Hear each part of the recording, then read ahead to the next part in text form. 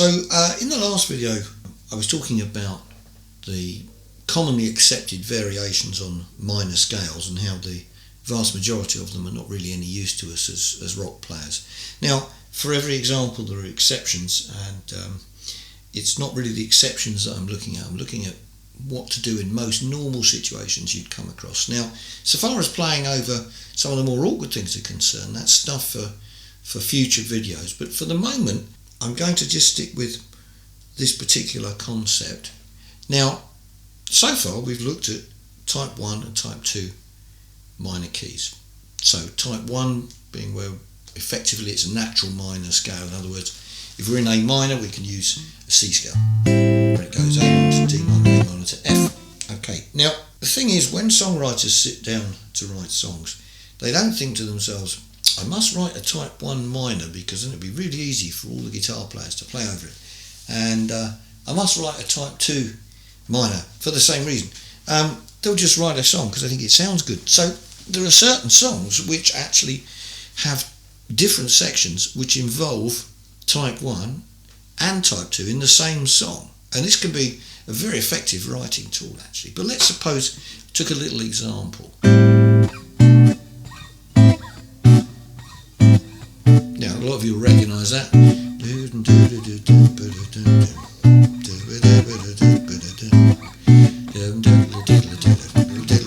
So it does that for ages. Okay, so this is type 2, isn't it? A minor to B minor. And then what does it do? Okay, so now we've got a type 1.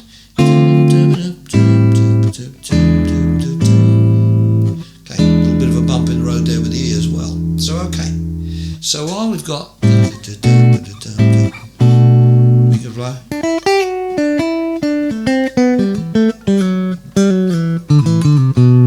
Okay, that's going to fit fine. In other words, we're playing a G scale underneath the A minor to E minor. Okay, as soon as we go to the D minor, we alter that to a C scale. So what I'm going to do is I'm going to play a little bit within the type 2, and then I think you'll hear quite clearly when I change to the type 1.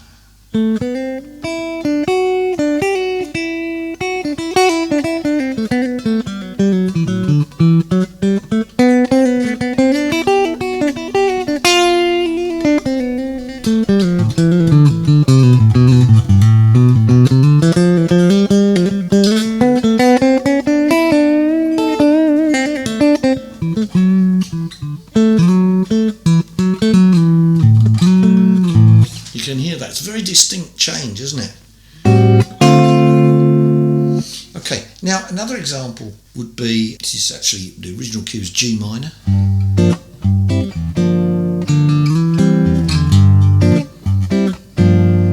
Okay, so this is Do It Again by Steely Dan.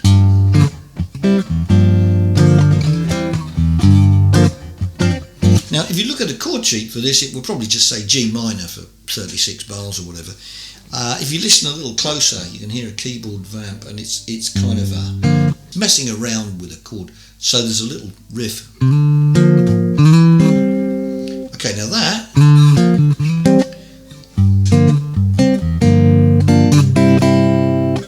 it gives us that type 2 sound.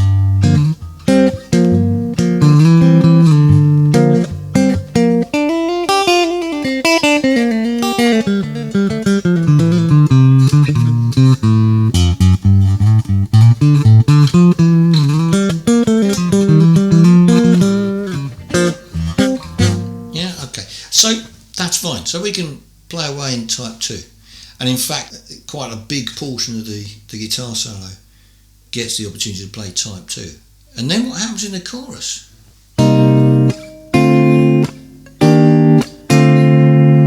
Okay, so this is type 1. I'll just play the two together.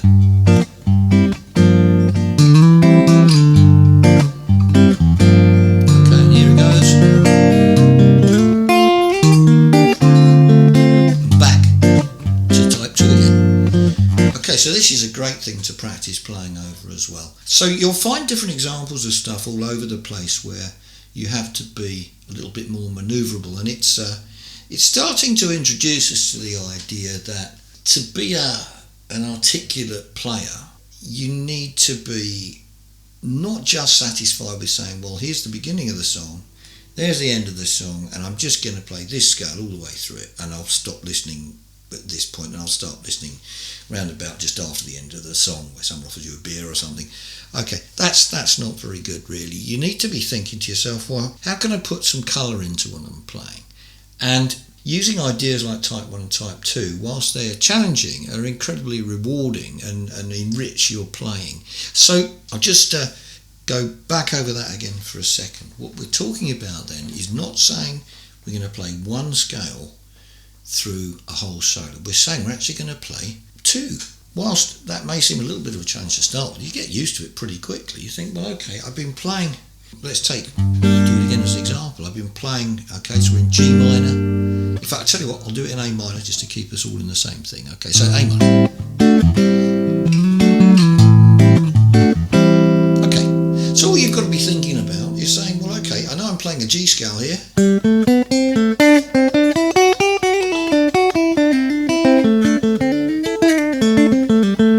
Okay, but I'm listening out for when this is coming along. Yeah, this is our D minor. What else have we got? We've got an F major 7 as well.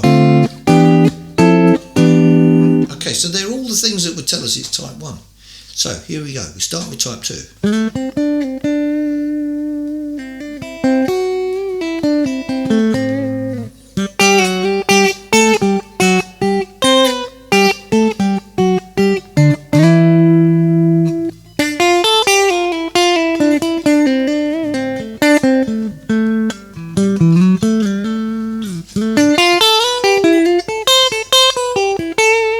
Okay, and you can hear very clearly that Type 1 happening. Now, it's also true in other songs that there are various demands put upon how you phrase things, and that's going to be forming the basis of the next few videos that I'm going to be putting out there. So these are going to be about playing over changes, playing over sequences which do have bumps in the road. So I'm going to just get you to have a little think about a song, and I'm a great admirer of this player. I think he seems such a lovely guy, and he's just a complete natural, really, which is Mark Knopfler. And in fact, his brother's a lovely guy. I was lucky enough to do some work with David a year or so ago now on pedal steel, as I remember. So, okay, I haven't had the pleasure of meeting Mark, but he's such a lovely player, and he has a lovely, rich palette. I was talking about a couple of other players who have these sort of very rich palettes of what they play, but he's very subtle about what he does. So take a little example. If you think of Sultans of Swing, the solo at the end is all Type 1. Okay, so we can play an F scale all the way through.